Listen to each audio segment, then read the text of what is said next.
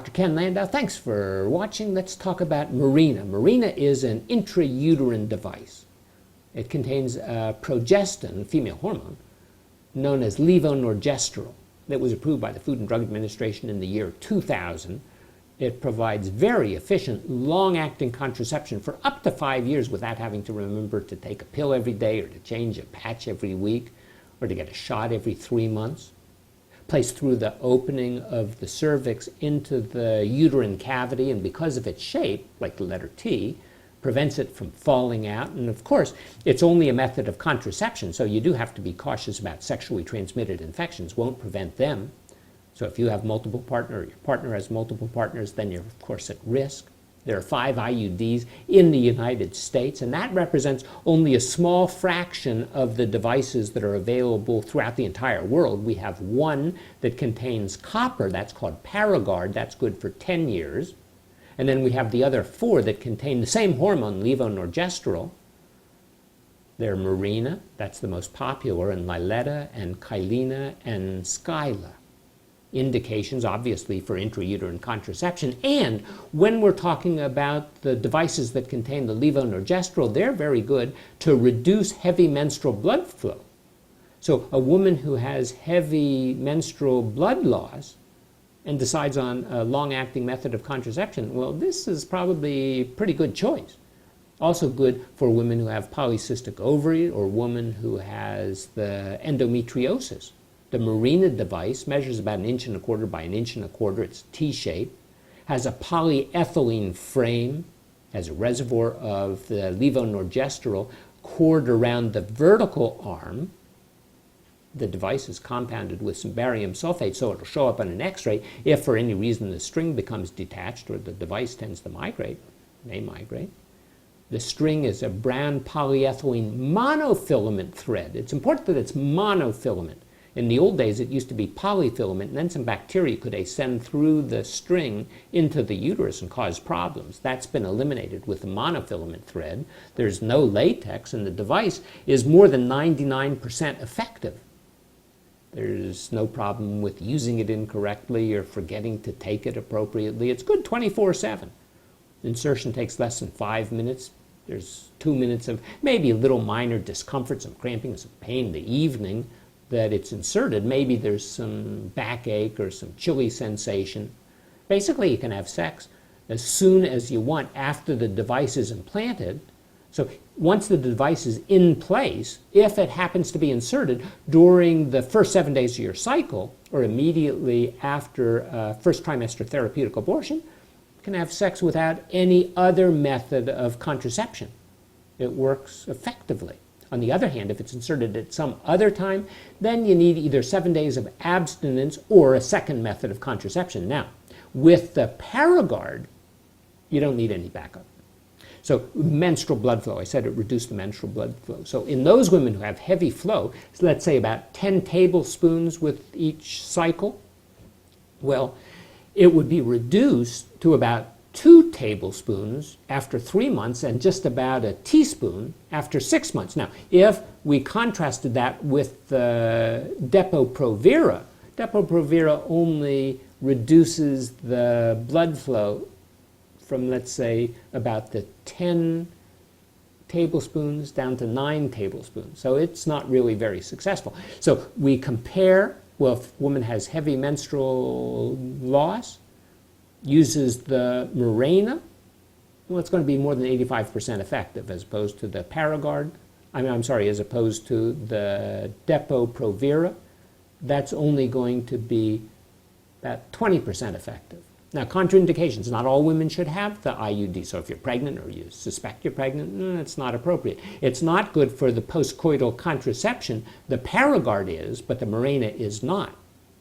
If you have abnormality of the uterine cavity, if you've had pelvic inflammatory disease or history of PID, unless you had a subsequent normal intrauterine pregnancy, shouldn't have the IUD. If you have endometriosis, or we're within about 3 months of an infected abortion, shouldn't have it. You have a tumor or some kind of neoplasia of the cervix or breast cancer, not appropriate. But the device does not increase the risk of breast cancer. If you have uterine bleeding of undetermined cause, not appropriate. Untreated acute cervicitis or vaginitis, vaginal infection, nah. If you have acute liver disease, liver tumor, again, no.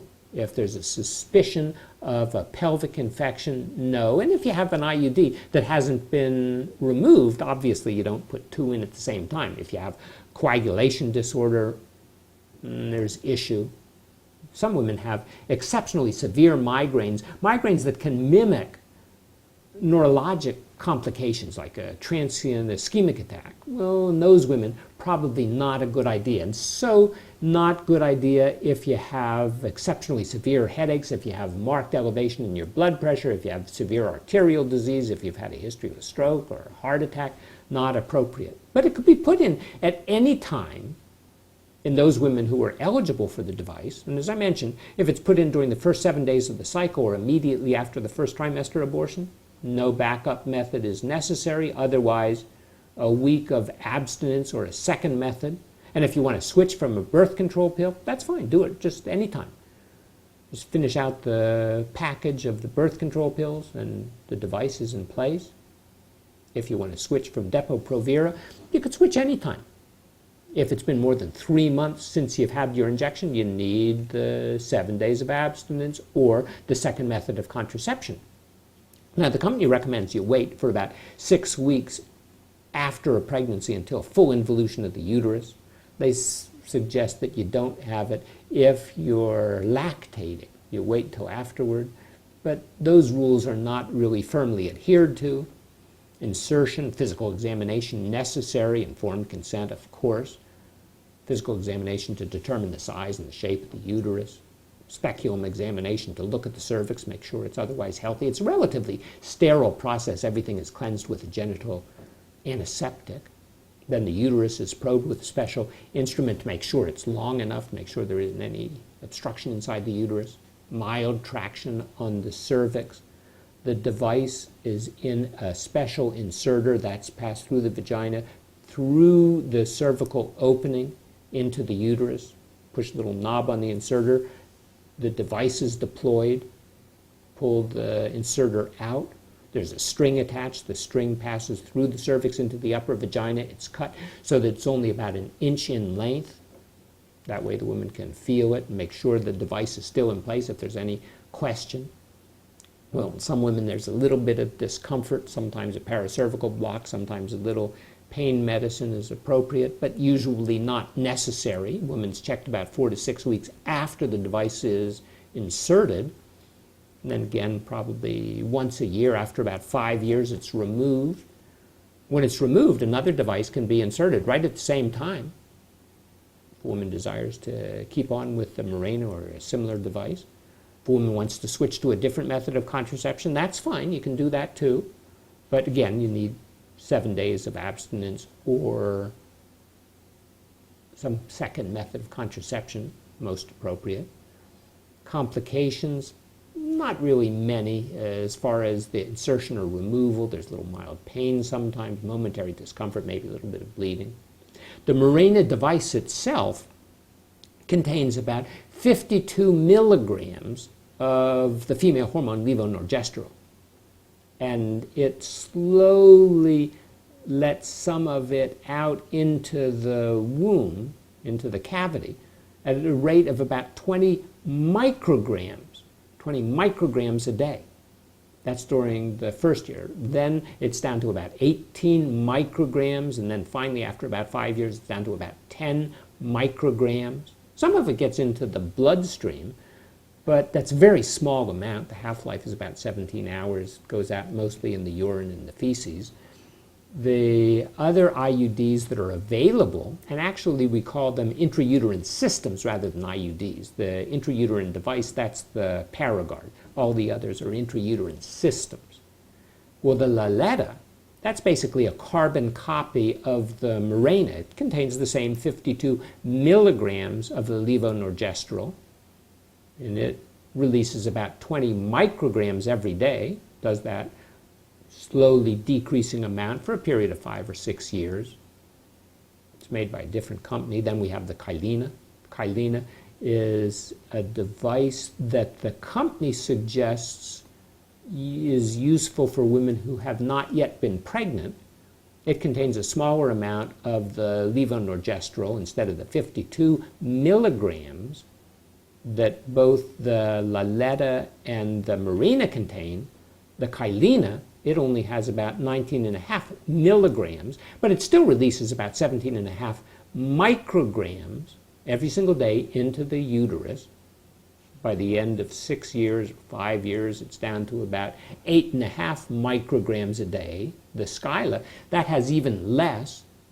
It only has 13.5 milligrams and releases about 14 micrograms, does that for about 3 years. That's the shortest acting intrauterine device, intrauterine system. Now, on the other hand, if you opted for the Paragard, that's the one with copper, it could be used as emergency contraception, and it seems to be pretty effective if it's inserted within 5 days after unprotected sex.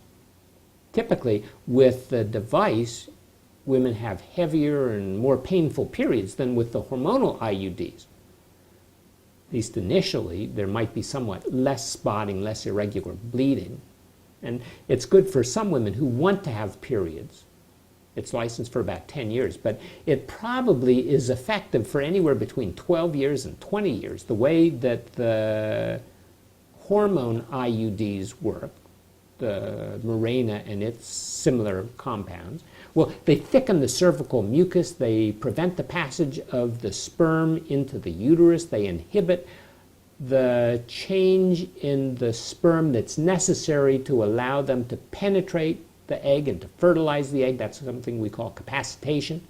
They decrease the survival of the sperm. They alter the way the sperm moves. And they change the inner lining of the womb, make it somewhat thinner.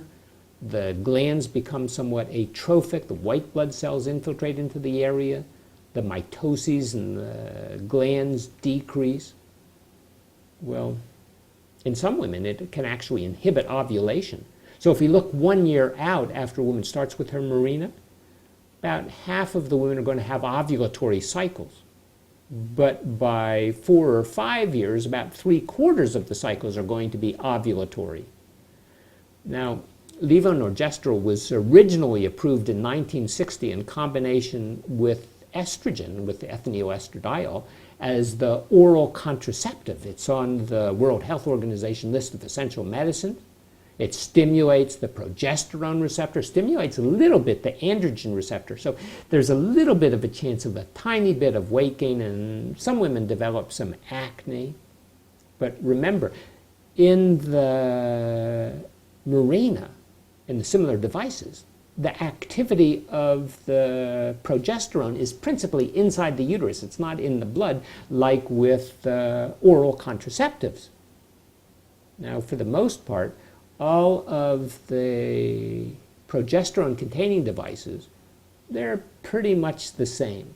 Now, what's the difference between the Mirena and the Laletta? Basically, there isn't any. The Mirena and the Kailina, well, the company says Kailina, again, is for women who have not yet had children. If we look at the size of the uterus, the width of the uterus is going to be between 27 and 32 millimeters, so 1 inch to 1.25 inches. The length is going to be about 1.25 inches, 32 millimeters. In women who've had 1 child, it's going to be about 33 millimeters, 35 millimeters after 2 children, 37 millimeters after 3 children. What about the size of the device itself? Well, the Paragard is the largest. It's 1.25 inches by about 1.5 inches. The Mirena and the Laletta, exactly the same size, 1.25 by 1.25. The Kailina and the Skyla are just a little over 1 inch by a little over 1 inch. Complications of the device?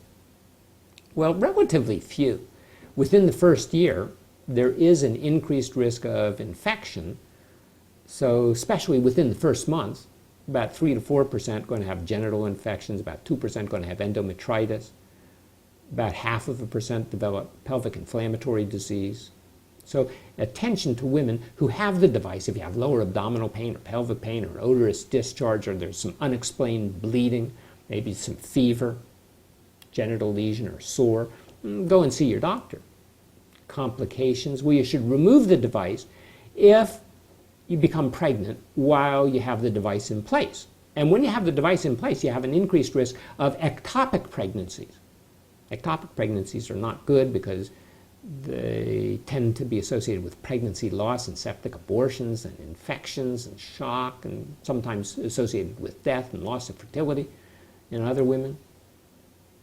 And if the device is in place and the fetus is female, there's the possibility of masculinization of the external genitalia of the female fetus. So consider an ectopic pregnancy if the device is in place and you have unexplained lower abdominal pain and it goes on for a little while, or you miss your period if you have normal periods, or you have a period if you're otherwise amenorrheic, you don't have periods. Consider the risk of group A streptococcal infections, always a possibility. Perforation may occur with the device. It seems that that will decrease the contraceptive effectiveness of the device. That occurs especially if the woman's lactating or if the uterus hasn't gotten back to its normal size after pregnancy, or in women who have a fixed retroverted uterus, if there's a curve in the uterus. Partial or complete expulsion may occur at a rate of about 4 to 5% over a 5-year time period, but mostly it occurs during the first 3 months if it's going to occur, and it occurs during menstruation. But you can check the string. If the string is attached, then it's not going to be an issue. A hint would be that a woman has increased menstrual bleeding, or a woman who stopped having periods all of a sudden starts having periods again. There's a hint that there's something that isn't quite right. So during the first 3 to 6 months after insertion of the device, some women have some increased bleeding and increased spotting, but that usually disappears. And as a matter of fact, about 20% of the women by the end of the first year aren't having periods at all with the Mirena. Now, if you haven't had a period by 6 weeks after the device is inserted, you have to consider pregnancy. Some of the other changes that may occur, the side effects, well, change in the pattern of the period of the menstruation, abdominal or pelvic pain, amenorrhea in about 20% of the women, headache, migraines, genital discharge, or sometimes vulvovaginitis, or sometimes women can develop back pain or breast pain or ovarian cysts or acne. Acne occurs in about 7%. Sometimes it alters the mood, again, about 6 or 7% of women. Weight gain may be associated, but the weight gain is extremely small, maybe about 1 or 2 pounds. If you look at those women who get the Depo-Provera injections, that's a little bit more. Women who have the copper IUD, that's a little bit less. But weight gain isn't really a significant issue. Pregnancies obviously don't insert the device in women who are pregnant, and if you are pregnant, get the device taken out.